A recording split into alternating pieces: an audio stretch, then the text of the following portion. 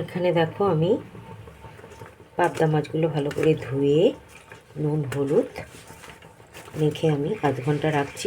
নুন হলুদের সাথে কিন্তু আমি একটু সর্ষের তেলও মেখে নিয়েছি, যাতে মাছগুলো, এই মাছ দেখবে কড়াতে দিলে খুব ফাটে, গায়ে ছিটকে পড়ে, কিন্তু একটু সর্ষের তেল মেখে নিলে আর ছিটকায় না। আমি আধ ঘন্টা রেস্টে রেখে দিলাম। পোস্ত, চালমগর আমি ভিজিয়ে রাখলাম।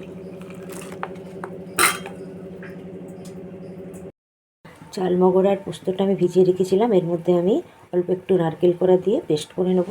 আর এখানে রেখেছি আমি পেঁয়াজ কুচি আর 4টে গোটা কাঁচা লঙ্কা। দেখো আমি ফ্রাইং প্যানে মাছগুলো ভেজে নিচ্ছি।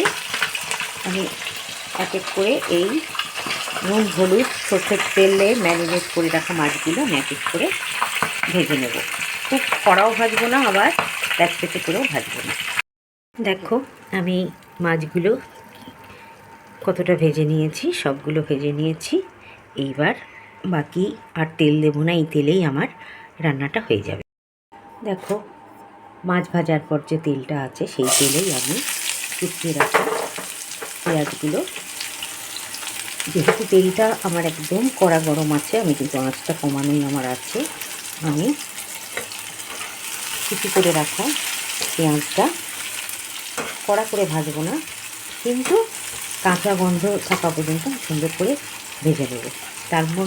তারপর আমি এর মধ্যে অল্প নুন হলুদ আর কাশ্মীরি মির্চ দেব। দেখো কাশ্মীরি মির্চ দিয়েছি, আমি হলুদ দিলাম, তারপর নুনও দিলাম, নুন তোমরা দেখে দেবে। আর আমি কাঁচা লঙ্কাগুলো দিয়ে দিলাম। দেখো আমি পেঁয়াজটা ভেজে নিচ্ছি।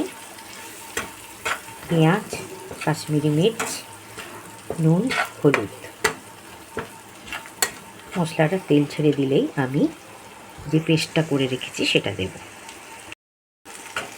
দেখো আমার খুব কড়া নয়, আবার কাঁচা গন্ধ চলে গেছে। আমি এরপর চালমগর, পোস্ত আর যে নারকেল বেটে রেখেছি মিক্সিতে, আমি এটা দিয়ে দিলাম। আমি কিন্তু এটার মধ্যে খুব একটা বেশি জল দেব না, এটা একটু গামাখাই হবে। শুধু মিক্সির মধ্যে মিক্সি বোলটা আমি ধুয়ে যেটুকু জল আর মাছগুলো ফুটবে, দেখো মশলাটা কিন্তু আমি কষাবো।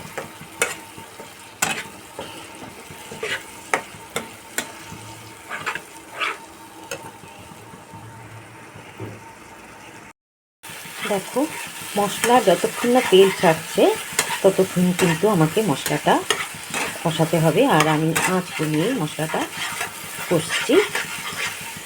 এবার কিন্তু আমি বেশি না, জাস্ট মিক্সি ধোয়া জলটা দেব। আর একটু আমি দেব, তার কারণ হচ্ছে মাছটা ফুটবে, মাছের মধ্যে মশলাটা ঢুকবে ঠিক সেই পরিমাণ, কিন্তু ঝোল নয়, ঝোল হবে না, কিন্তু মাছটা একদমই গামাখা হবে। এবার ফুটে উঠলে আমি অল্প একটু ব্যালেন্সের জন্য একটু 1 চিমটি চিনি দেব, তারপর আমি মাছগুলো দেব।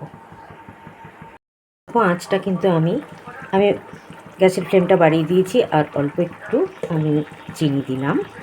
এইবার আমি ভেজে রাখা, ঝোলটা ফুটে উঠেছে, আমি ভেজে রাখা মাছগুলো একটা একটা করে দিয়ে দেব।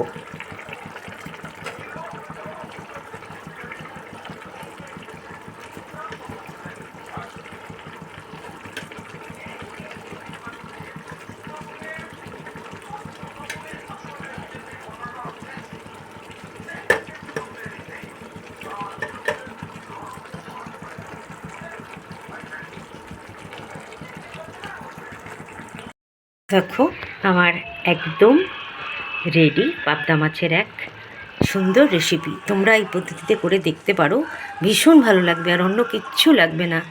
আর যদি ভালো লাগে বন্ধুরা একটা লাইক করো, কমেন্ট করো কেমন লাগলো।